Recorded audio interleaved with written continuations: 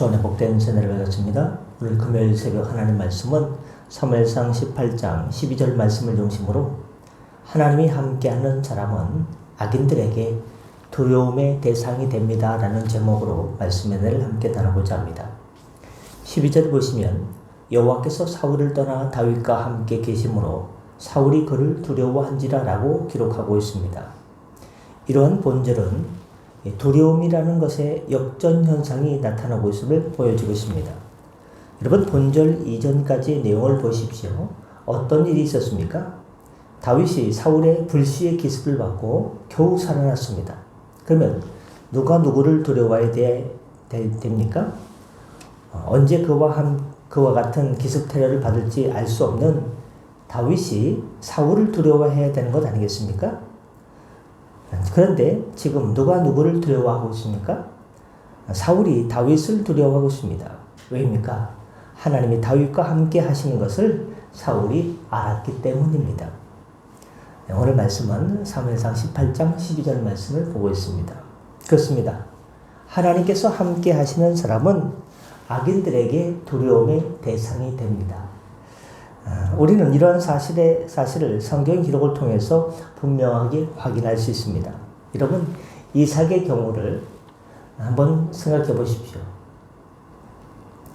아브라함의 아들 이삭은 우물을 팔 때마다 주변에 있는 그랄 사람들과 분쟁을 겪어야 됐습니다. 당시 고대 근동, 중동 지역에 있어서 우물은요, 생명과도 같지요. 지금처럼 수도꼭지가 있어서 틀면 물이 나오는 것이 아니라 우물은 생명처럼 귀합니다.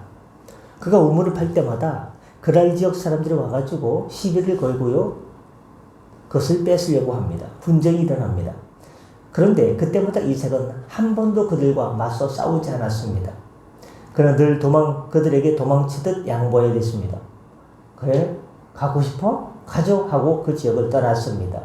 하지만 마지막 결과는 무엇입니까? 양보하고 그들을 피하고 도망치는 듯 해 보였지만 마지막은요, 그 그랄왕 아비멜렉이 이삭에게 와서 공손히 두 손을 모으듯이 우리와 평화 조약을 맺어 주십시오 하고 요청했습니다. 무엇을 말해주는 것인지 아시겠습니까? 그렇습니다. 지고 양보한 것은 이삭인데 그들에게 우물을 빼앗은 그 그랄 지역 왕은 도리어 이삭한테 두려움을 느꼈습니다. 뺏은 사람이요, 두려움을 느끼는 게 이게 말이 됩니까? 그 이유가 무엇이겠습니까? 바로 이삭에게는 하나님이 함께 하셨기 때문입니다. 여러분, 우리가 성도로서 세상을 살면서 믿음 때문에 세상 사람들한테 뭔가 뺏기는 것 같고 손해보는 것 같고 손실을 입는 것 같지만 결국 하나님께서 두려운 마음을 누구한테 주느냐? 손해받고 뺏기는 우리에게 두려움을 마음을 주는 것이 아니라 우리에게 뺏어가는 세상 사람들에게 하나님께서 두려움을 주신다는 것입니다. 그것은 하나님께서 우리와 함께하면 그런 일들이 나타난다 이 말입니다. 그런 왕은 하나님께서 이삭과 함께 하신다는 사실을 깨닫게 되었고 그로 말미암아 두려움을 느낀 나머지 이삭에게 평화조약 체계를 제의하기에 이른 것이 창세기 26장 12절부터 35절에 나타나 있습니다. 어떤 것을 떠올릴 수 있을까요? 동네에서 애들이 크면서 싸우면서 크지 않습니까? 그런데 속담에 때린 놈은요 새우잠을 자고 맞은 놈은 대자로 뻗어서 잔다 이런 얘기 있지 않습니까? 야, 내가 오늘 쟤를 때려가지고 이겼는데 다음에 저놈이 힘을 길러가지고 내 뒤통수를 치면 어떻게 하지? 두려움을 느끼는 것. 마치 그런 것과 좀 이렇게 한국 속담과 연결이 좀 돼 있지 않나라고 생각합니다. 이해할 측면에서 또 상황이 약간 다르긴 하지만 이스라엘 자손이 여리고성을 공격할 때도 이와 비슷했습니다. 전쟁 무기 하나 변변히 없는 이스라엘 자손이 견고하기만 한 여리고성을 공격한다는 것은 그 튼튼한 철옹성 여리고성을 무너뜨린다는 것은 거의 불가능에 가까워 보였습니다. 이미 40년 전에 가나안의 아낙 자손 앞에서 정찰병을 보냈죠. 이스라엘의 12지파에서 한 사람들 나오게 해가지고 한 사람씩 나오게 해서 12명을 보냈습니다. 정탐을 딱 하고 들어와서 어떻게 저 가나안 땅 아낙 자손들이 살고 있는 그 땅을 우리가 정복할 만하겠느냐? 보고를 해봐라 했을 때 12지파에서 나간 12명 중에 10명은 부정적인 보고를 했습니다. 아니 왜 여기까지 왔느냐? 광야를 지나서 여기까지 왔는데 저들에게 비하면 우리는 메뚜기 같고 우리는 큰일 났다. 싸울 필요가 없다. 불평을 쏟아냈습니다. 그러나 여호수아와 갈렙은 어떻게 했습니까? 하나님께서 우리와 함께 하시는데 뭘 두려워합니까? 저들은 우리의 밥입니다. 식은죽 먹깁니다. 라고 이렇게 보고를 했지 않습니까? 근데 그 당시에 10명이 볼 때는요, 여리고성을 공격한다는 것은, 아낙 자손을 이긴다는 것은 우리는 메뚜기 같은데 어떻게 이기냐? 있는 것입니다. 하지만 보십시오. 여리고를 정탐한 두 정탐꾼에게 이제 여리고성에 2명의 스파이를 보낸 거예요. 그래가지고 그 지역을 면밀히 보게 했습니다. 그러다가 갑자기 노출이 된 거예요. 위치가. 그 두 정탐꾼은요, 기생 라합의 집에 지붕의 3대 속에 들어가서 숨게 되었습니다. 그러고 나서 군인들이 간 다음에 어떻게 했습니까? 여리고성에 있는 기생 라합과 두 정탐꾼이 대화를 합니다. 어떠냐? 분위기 동태를 한번 찔러본 거죠. 그랬더니 여호수아 2장 9절 10절 말씀에서 여리고 사람들의 간담이 녹았다라고 이 기생 라합이 증언하고 있습니다. 실제로 여리고 사람들은요, 이스라엘이 여리고성을 포위했을 때 감히 성문을 열고 나와 이스라엘을 공격할 엄두도 내지 못하고 성 안에만 머물러 있다가 하나님의 능력으로 성벽이 한순간에 그냥 무조건 하루에 한 바퀴 돌고 마지막 날에 7바퀴 돌면서 와 하고 주님의 이름으로 기백을 드러냈을 뿐인데, 여리고성이, 철옹성이 같은 그 성이 한순간에 무너짐으로 망하고 말았습니다.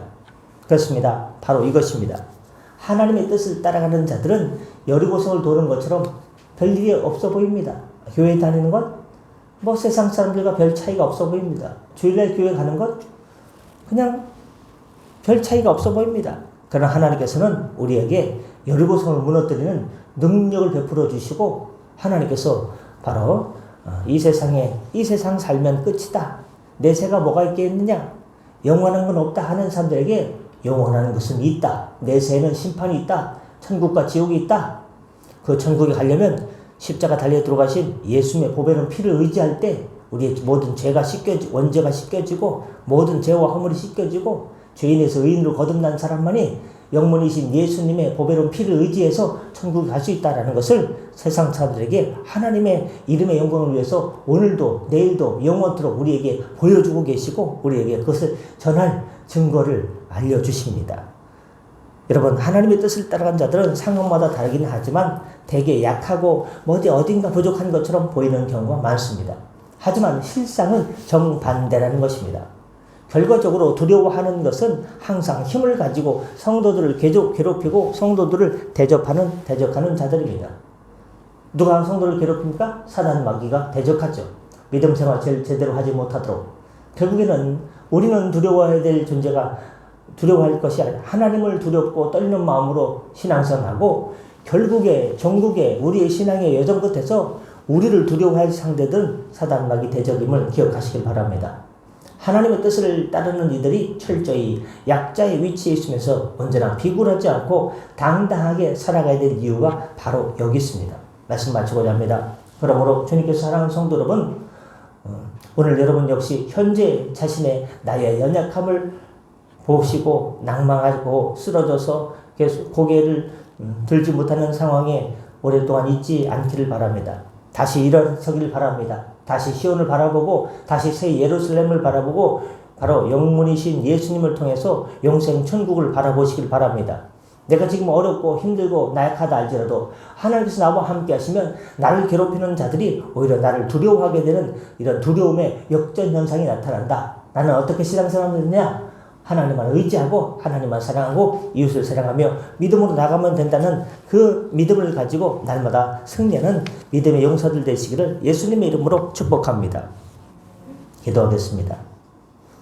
은혜의 주님, 우리가 신앙생활하면서 두려움에 대해서 생각할 때가 있습니다. 이 두려움에 대해서 민수기 14장 9절 말씀에서 이렇게 말씀하십니다. 오직 여호와를 거역하지 말라. 또 그 땅 백성을 두려워하지 말라. 그들은 우리 밥이라. 그들의 보호자는 그들에게서 떠났고 여호와는 우리와 함께 하시느니라. 그들을 두려워하지 말라고 주님께서 말씀하셨습니다. 시편 56편 4절 말씀을 기억합니다. 내가 하나님을 의지하고 그 말씀을 찬송할지라. 내가 하나님을 의지하였은즉 두려워하지 아니하리니. 우리가 이 세상을 살면서 믿음을 가지고 살면서 두려워하지 않는 비결을 말씀해 주셨습니다. 그것은 시편 56편 4절에 있는 것처럼 하나님을 의지하면 됩니다. 오늘도 하나님을 의지하고 내일도 하나님을 의지하고 주님 재림하실 때까지 주님 다시 오실 때까지 하나님만 의지하고 하나님만 사랑하고 주님만 사랑하며 오직 말씀, 오직 믿음, 오직 기도로 날마다 승리하는 주의 백성 되어서 혈육 있는 사람이 내게 어찌할까? 내가 하나님을 두려워할까? 사람을 두려워할까? 하나님을 두려워하고 하나님을 의지해서 승리하는 믿음의 용사 되게 하여 주시옵소서. 하나님, 연약한 우리 성도들 어려운 태양 같은 여호와 하늘에서 치료하는 광선을 비춰주셔서 회복케 하여 주시고 일어나게 도와주시고 오늘도 승리하게 하여 주시고 우리를 대적한 이들이 우리를 두려워하는 놀라운 두려움의 역전 현상을 체험하는 믿음의 일꾼 되게 하여 주시옵소서. 오늘도 주님께 의탁하며 감사하며 축복하며 예수님의 이름으로 기도드립니다. 아멘. 다 같이 자유롭게 기도하시고 편하게 들어가시겠습니다.